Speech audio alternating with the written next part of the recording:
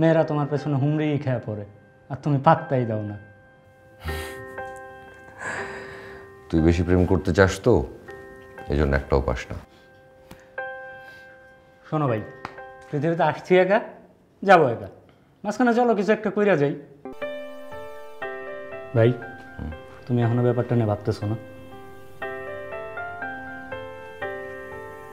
না। নিধির উপর রাগ করে আছো? রাগ হলো বরফের মতো, হালকা তাপেই গলে যায়, আর অভিমান হলো শক্ত পাথর, ভাঙতে হাতুড়ি লাগে। সামনের দিকে ভাবা উচিত mister Siam Ahmed, the architect বড় ভাই। ভাই, কাউরে ভালোবাসতে পারবা না আর? না মনে হয়।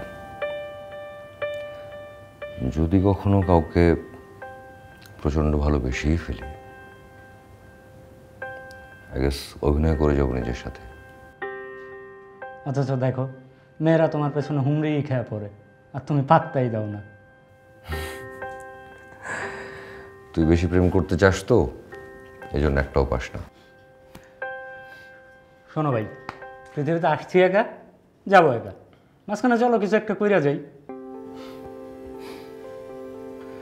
চল বের হই, হাঁসের মাংস দিয়ে পরোটা খাই। চলো। চায়ের কাপ নেই, ডাইনিংয়ে রাখ, সরাব বিছানা থেকে।